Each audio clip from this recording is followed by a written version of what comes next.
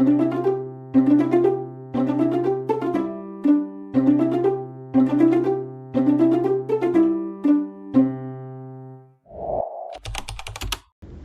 guys, kembali lagi di sesi POAPIM Podcast about PIMNAS. Nah, kali ini kita kembali lagi di sesi POAPIM dengan narasumber kita yang tentunya asyik. Nah, boleh perkenalan terlebih dahulu nih Kak. Oke, halo semuanya. Perkenalkan, namaku Arfadi Kuratain. Aku dari Prodi Teknik Robotika dan Kecerdasan Buatan Angkatan 2022 dari Fakultas Teknologi Maju dan Multidisiplin. Nah, oke. Nah, kembali lagi aku juga sebagai moderator di sini yaitu Wildan Abdul Farel. Nah, mungkin langsung saja nih kita bahas tentang apa itu PIMNAS, PKM dan juga apa aja yang buat persiapan di Universitas Airlangga. Mungkin terlebih dahulu boleh dijelasin nih Kak Arfandika pengalaman di PIMNAS itu sebagai juara berapa, terus pengalamannya apa aja nih, ya keseruannya di PIMNAS. Oke, jadi kemarin tuh alhamdulillah timku itu Mobif itu juara 3, yaitu juara medali perunggu di presentasi di ruangan PKMKC 2 gitu. Nah, kalau pengalamannya sendiri sih kemarin gimana ya? Mungkin karena persiapannya tuh udah capek, jadi pas PIMNASnya tuh udah legowo kayak ya udah jalanin aja lah gitu kemarin. Mengalir aja. Gitu. Mungkin ada nggak sih kayak keseruan di balik PIMNAS gitu yang mungkin teman-teman di rumah bisa tahu gitu dari Kak Arfandika? Kalau apa ya keseruan ya, kayak mungkin pada saat ini kita ngumpul di ACC kayak pas pembukaan, terus pas penutupan, kan itu pasti semua univ kumpul kan. Pasti kita tahu tuh dari univ, dari kayak UGM tuh rame banget UGM, terus dari UB. Nah, nanti kita tuh saling yel-yel, saling perang yel-yel gitu. Jadi kan kayak wih semangat nih. Dari UNER juga kemarin ada yel-yelnya juga dari UNER. Wah, itu sih salah satu yang seru. Terus kan kita juga bisa ketemu dari tim-tim dari univ lain, terus bisa nambah relasi. Terus kita bisa lihat juga nih ide-ide dari tim lain kayak wah ternyata ada gitu ide yang kayak gini, ternyata bagus juga idenya gitu sih. Ide-ide yang out of the box ini. Benar banget. Oke, mungkin dari keseruan PIMNAS kemarin nih kan dilihat di ACC juga, apakah ada kayak penampilan-penampilan dari Universitas Airlangga? Nah, kalau dari Universitas Airlangga tuh seingat kok ada dari UKM, UKTK. Jadi mereka ada penampilan tarian, terus ada dari PSUA juga, sama dari Airlangga Orkestra juga ada tampil juga gitu. Jadi mengisi juga. Seru banget ya pastinya. Oke, mungkin kalau dilihat nih menurut Kak Arfandika persiapan Universitas Airlangga nih buat PIMNAS kali ini mungkin bisa di-rate dari 1 sampai 10 kira-kira berapa nih? Kalau persiapan ya aku rate 11/10. 11/10 keren banget tuh berarti. Oke.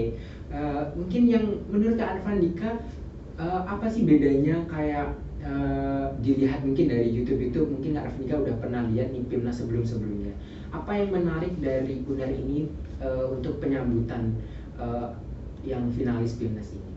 Kalau dari yang aku lihat ya, mungkin kalau penyambutan tuh kayak kalau dari tahun lalu kan di Unpad ya. Kalau aku lihat kan Unpad kan dia di luar ya, di outdoor. Nah, kalau UNER ini kan dia di indoor. Terus juga kayak UNER kan udah renovasi banyak gitu buat persiapan PIMNAS. Jadi kayak kemarin tuh aku bahkan sampai wow, ternyata ACC sebagus ini gitu demi PIMNAS. Dan itu kayak meriah banget. Oke, berarti seru banget nih. Nah, selain keseruan nih, pasti juga ada tantangan tersendiri nih buat timnya Kak Arfandika selama ikut PIMNAS. Kira-kira boleh sharing nggak nih sama teman-teman yang nonton POAPIM? Oh, boleh banget. Jadi mungkin aku cerita dari PKM ya, dari awal PKM-nya. Nah, sebenarnya pada saat lolos PKM pendanaan itu posisinya kan aku berlima ya, yang dimana TRKB-nya itu bertiga dan satunya dari keperawatan, satunya dari vokasi. Nah, posisinya aku lolos PKM pendanaan itu aku juga ikut lomba puskesmas lain, yaitu kontes robot Indonesia. Sebagai ketua tim juga. Jadi aku ketua tim di 2 lomba puskesmas. Jadi kan bagi waktunya kan agak susah. Dan memang pada saat itu aku lagi fokusnya ke lomba robot. Dan pada saat awal PKM pendanaan itu timku tuh sempat nge-stuck karena metode yang mau kita pakai awalnya itu ternyata nggak bisa.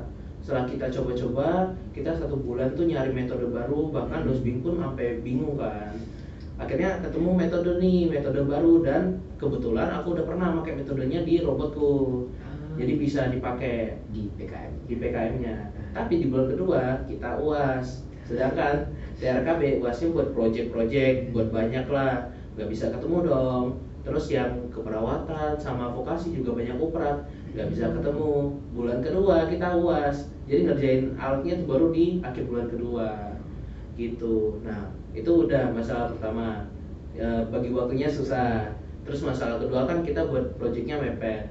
Nah terus yang ketiga ya itu kita apa ya, jujur aja yang TRKB ini kita kan lebih ke buat produk.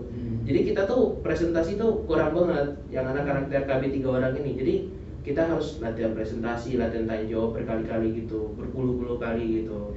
Itu sih jadi tantangan terbesar kemarin. Oke, nah mungkin tadi kan juga bahas-bahas tentang tim. Kira-kira ada nggak sih kayak pembagian job desk-nya di timnya Kak Arvanika itu seperti apa dari 5 orang tadi? Gitu? Ada. Jadi kalau dari aku sendiri tuh kan aku PKMKC ya, Karsa Cipta berprototype. Jadi kita harus buat semacam prototype gitu kan. Nah, jadi aku tuh emang dari awal tuh pengennya tuh di tim aku itu minimal 3 anak teknik. Dan kebetulan karena aku anak TRKB, jadi aku ngundang 2 temanku. Yang dimana kita tuh 3 orang ini bagi tugas, 1 orang itu buat ngeprogram prototype ya, 1 orang buat ngurus kelistrikan prototipenya, 1 orang buat ngedesain prototipenya. Jadi kita 3 orang bagi tugas biar rata. Nah terus kalau misalnya kan 2 lagi tuh ada dari keperawatan sama dari vokasi. Nah ini fokusnya ke kesehatan karena PKM ku itu berfokus ke pendeteksi HIV gitu. Jadi kan ada kesehatannya nih, dan kami yang TRKB kan nggak paham dong. Akhirnya ya udah yang keperawatan sama vokasi ngurus kesehatannya gitu. Seperti itu, berarti udah ada pembagian job desk-nya per orangnya gitu. Nah mungkin menurut Kak Arvandika selama menjalani apa namanya penelitiannya itu dari timnya ada kayak kesulitan tersendiri per orang gitu atau bagaimana? Kalau kesulitan sendiri mungkin lebih ke kesulitan tim ya. Kita yang balik lagi ke bagi waktu buat kerja kelompoknya, sama lebih lagi ke kita tuh harus memahami tentang HIV-nya satu kelompok, karena yang bahkan dari keperawatan vokasi pun belum sampai belajar ke HIV-nya. Karena kan kita tuh belajar kayak di darah itu ada namanya CD4 di limfositnya. Nah itu mereka belum belajar sampai sana. Jadi kita harus belajar lagi, belajar golden standarnya juga gitu sih yang salah satu tantangannya juga gitu. Nah kira-kira kan kalau tim tuh pasti butuh yang namanya solidaritas gitu. Mungkin dari Kak Arvandika ada nggak sih tips buat tim-tim yang di luar sana biar kita lebih solid gitu buat PKM-nya gitu?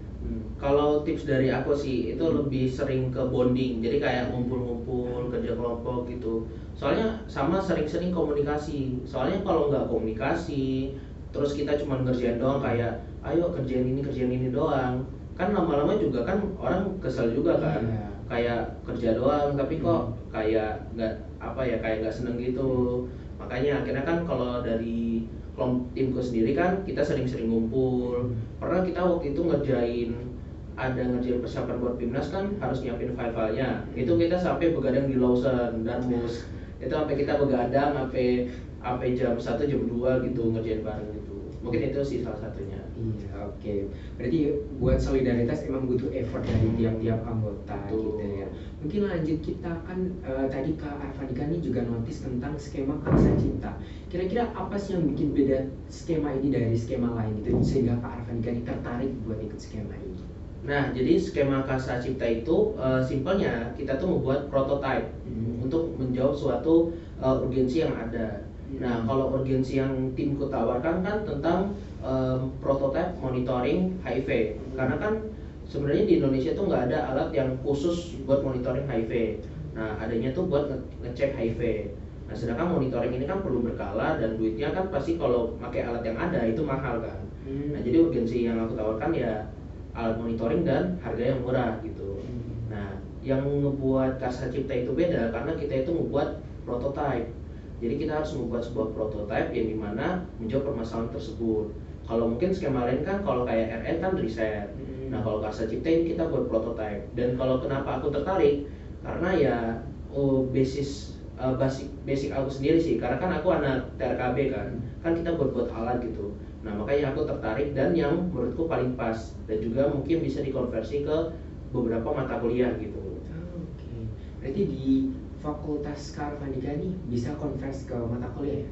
Iya, jadi sebenarnya kalau untuk konversi ke skripsi itu balik lagi kan ke, dan kebetulan dosenku itu tim konversi di jurusanku, di prodiku. Jadi sebenarnya kata dosenku kalau mau konversi nggak apa-apa, balik lagi dikembalikan ke mahasiswanya mau atau enggak. Dan katingku kan ada yang juga menang Pimnas 37 kemarin. Nah dia ada yang konversi skripsi, jadi dia tetap membuat skripsi tapi skripsinya tetap A dan membuat tentang prototipenya. Nah kalau aku sendiri paling aku mau konversinya tuh ke topik khusus. Jadi kan ada beberapa topik khusus, dan kata dosbingku itu bisa dikonversi dari PKM ini gitu. Gitu. Berarti emang itu benefit yang paling penting nih buat ikut PKM gitu. Nah kira-kira dari FTMM sendiri nih menyediakan nggak sih wadah buat mahasiswanya ini sebelum ikut PKM dan juga ke PIMNAS gitu?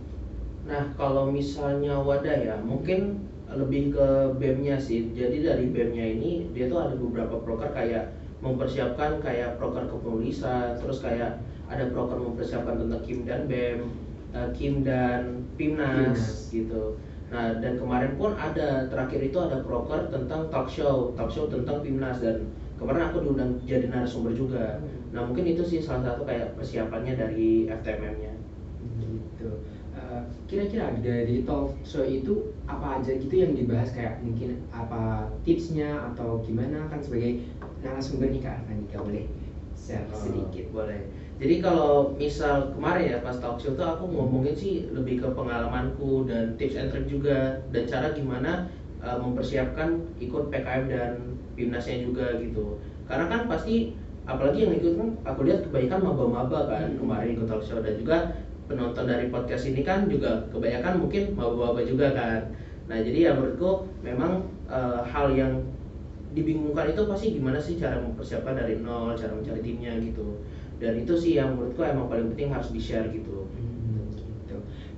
Nah, bicara tentang usaha dari nol nih, kira-kira kan para maba yang nonton juga pasti kepikiran nih, wah aku sebelumnya nih belum punya kayak pengalaman di bidang KTI maupun proposal dan lain sebagainya. Kira-kira dari Kak Arfanika nih, ada nggak sih tips yang paling penting gitu saat harus memulai KTI dari nol gitu? Kalau tips dari aku ya, yang penting tuh mulai aja, ambil kesempatan yang ada. Soalnya kalau kamu nggak nyoba sekarang, kapan lagi gitu. Dan kalau misalnya kamu bingung, kamu bisa tanya ke kating-kating, bisa tanya ke relasi-relasi gitu. Yang penting tuh berani dulu aja. Soalnya kalau nggak berani mulai, nggak berani mencoba, kapan lagi gitu. Karena apa yang aku lakukan juga, jujur aja aku PKM juga nggak nyangka bakal bisa sampai PIMNAS dan menang gitu. Dan itu karena aku cuma sekedar iseng, kemarin tuh aku mau nyoba PKM karena belum nyoba, cuma sekedar itu doang. Oh gitu. Berarti emang harus dimulai aja dulu gitu ya. Betul. Dan mungkin harus konsisten dengan apa namanya, kayak ide awalnya gitu dan seterusnya gitu ya. Iya, harus konsisten dan juga harus apa ya, tetap nyelesain sampai akhir gitu, apapun yang terjadi. Oke, itu yang paling penting ya. Mungkin Kak Arfanika nih, perjalanan sampai ke PIMNAS nih, apakah dimulai langsung terjun dulu dari PKM atau dimulai dari KIM nih? Nah, kalau aku sendiri sih langsung terjun ya ke PKM, karena aku kan dulu memang pas maba itu mau ikut KIM, tapi memang karena kesibukanku dulu kepanitiaan, jadi aku nggak ikut. Nah, pada saat tahun ini, awal tahun itu aku wah pengen nyoba PKM nih, dan kebetulan memang ada beberapa jalur, dan salah satu jalurnya itu kan jalur Garuda Sakti, dan kebetulan aku anggota Garuda Sakti juga, jadi aku pakai jalur itu. Nah, tetapi memang pada saat aku pakai jalur itu tetap aku mempersiapkan dengan baik proposalku, dengan ngobrol ke Dosbing, dan juga aku juga direvisi sama tim dari Ditmau juga, tim PKM-nya juga direvisi proposalnya, baru bisa disubmit gitu. Gitu. Bicara tentang Garuda Sakti nih, kira-kira benefit apa selain mungkin dari skema yang disediakan Garuda Sakti nih buat Kak Arfanika bisa ke PKM? Kalau dari aku sendiri sih kayak di Garuda Sakti aku tuh jadi lebih paham kayak gimana sih caranya ikut PKM, terus PKM itu gimana, skemanya apa aja. Karena aku kan awalnya ikut dari maba ya, aku tahun 2022 ikut kan. Dan 2022 ini setahun aku tuh emang nggak ikut PKM, nggak ikut KIM, tapi aku jadi paham karena aku ikut Dora Sakti gitu. Nah makanya di tahun kedua aku memberanikan diri dan alhamdulillah kan sampai Pimnas gitu. Nah kira-kira tadi kan dari Pimnas atau PKM sendiri itu kan harus lewat beberapa jalur. Nah kira-kira kalau maba nih kan pasti belum punya kayak aku belum jadi bagian dari Garuda Sakti, belum punya relasi ke dosen TKP, TPK gitu kan. Kira-kira gimana nih kalau maba-maba nih pengen ikut gitu? Nah kalau maba-maba pengen ikut ya, kalau menurutku itu paling mudah itu lewat jalur KIM. Jadi kalian ikut dari KIM, misal kalian ikut KIM tahun 2025, nah nanti kalian bakal ikut PKM 2026. Nah mungkin dari KIM ini bisa kalian ikutin dan sekalian juga kamu mempersiapkan diri, karena di KIM itu udah kurang lebih sama persis kayak PKM, tapi emang nggak ada posternya aja gitu. Oke, gitu. Tapi untuk Karsa Cipta nih juga ada posternya kan ya? Iya, ada posternya juga. Oke. Waktu presentasi apakah juga menunjukkan hasil prototipe-nya atau presentasi aja gitu? Nah, jadi waktu presentasi, salah satu bedanya dengan yang skema lain, kalau Karsa Cipta, kita harus bawa prototipenya. Jadi ada kayak dari tim lain tuh, seingatku dari IPB tuh, prototipenya tuh gede-gede banget. Bahkan saking gedenya tuh nggak bisa masuk ruangan. Jadi kayak ditaruhnya di luar ruangan tuh beberapa prototipe. Kayak aku bahkan sampai kaget, ini gede banget nih prototipenya. Sedangkan kalau aku kan prototipenya emang kecil kan, kayak ya mungkin seukuran segini gitu, segini. Nah, jadi kan karena kecil itu jadi bisa dibawa. Dan beberapa prototipe kalau memang bisa diuji coba, itu juri minta uji coba. Jadi diuji coba langsung di pas presentasi, nanti juri nanya, itu coba diuji coba sekarang. Nah, beberapa tim soalnya ada yang seperti itu. Nah, tapi kalau timku sendiri karena kita itu pakai sampel darah, jadi kita udah ada alasannya kalau misal diminta uji coba, kita bilang nggak bisa Pak karena harus mempersiapkan sampel darah gitu. Nah tapi prototipeku tetap bisa hidup gitu. Jadi pada saat presentasi itu prototipenya aku hidupkan, jadi aku bilang ini bisa hidup Pak tapi tidak bisa dites gitu. Seperti itu. Nah menarik nih, tadi kan bilang ada yang di luar ruangan. Itu gimana tuh? Dewanjir apakah mau ngecek keluar gitu buat dinyalain prototipenya atau gimana? Nah jadi kan itu nggak semua prototipe tuh dihidupkan kan sebenarnya. Jadi kalau misal ada waktu sisa, nah itu tuh yang lucu kemarin. Nah dari IPB kan ditanya sama juri, oh ini gede ya, kalian bawa nggak prototipe? Bawa Pak. Terus mereka langsung buka pintu, langsung buka, langsung prototipenya gede banget kayak buat robot, gede banget tuh. Langsung waktunya habis kan. Terus kata juri, oh iya oke, terima kasih kata juri. Gitu. Menarik sekali dan juga lucu. Ada nggak sih kayak keseruan lain gitu dari peserta-peserta di kelasnya Kak Arfandika selain itu? Kalau di kelasku ya, aku inget tuh ada peserta kayak ini dari Pets. Ini kayaknya emang ciri khas mereka tuh pasti ada cerita, terus kayak mereka tuh ada ngelawak gitu. Jadi ruangannya itu jadi ini kita tuh nggak intens gitu. Jadi jadi tenang gitu. Karena mereka ada ngelawak, ada lucu-lucu juga gitu sebelum presentasi itu sih. Bisa menghidupkan suasana. Iya, bisa menghidupkan suasana. Keren sih. Mungkin kalau bahas presentasi, mungkin kalau dari posternya Kak Arfandika nih, apa yang bisa Kak Arfandika analisis nih kalau dari kelas KC yang bisa menang itu dari poster yang seperti apa gitu, bagaimana? Sebenarnya kalau KC ya agak bingung sih sebenarnya kayak kenapa bisa menang. Mungkin lebih ke melihat poster-poster tahun lalu. Karena kan kalau dari Dosbingko sendiri tuh kata beliau tuh kayaknya karena dosen-dosennya ini kan dosen udah ini kan udah senior-senior. Jadi menyesuaikan sama selera mereka, yang dimana mereka kan memang kebanyakannya itu yang posternya itu isinya rame. Tapi pokoknya isi rame tapi isinya penting gitu. Nah sedangkan posterku kemarin itu kayak Gen Z banget, kayak minimalis banget gitu. Nah mungkin itu salah satunya posterku belum menang kemarin. Tapi poster yang menang tuh memang kelihatannya tuh rame banget, terus kayak to the point juga gitu. Nah mungkin kalau di KC sendiri begitu. To the point itu maksudnya kayak nggak terlalu banyak kata, hanya gambar aja atau gimana? Nah to the point itu dia tuh kayak ada kata-katanya tapi memang yang diperlukan, kayak penjelasannya singkat, jadi nggak panjang-panjang banget teksnya gitu. Seperti itu. Nah mungkin nih kita kan tadi udah bahas bagaimana pengalaman di Pimnas, tantangan juga. Mungkin ada nggak sih tips and trik nih dari Kak Arfandika buat teman-teman yang lagi nonton? Oke, kalau tips and trick dari aku sih, mungkin yang pertama balik lagi ya. Yang penting tuh berani mencoba, karena kalau nggak berani mencoba, kapan lagi gitu.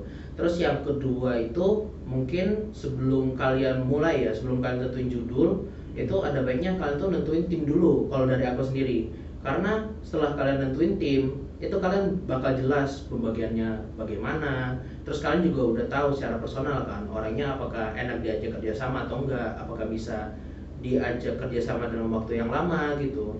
Karena setelah membuat tim ini baru kita brainstorming ide. Biar brainstorming idenya ini itu rame-rame, nggak sendirian doang gitu. Mungkin tips and trick dari aku itu aja sih. Gitu. Nah, bahas timnya tadi.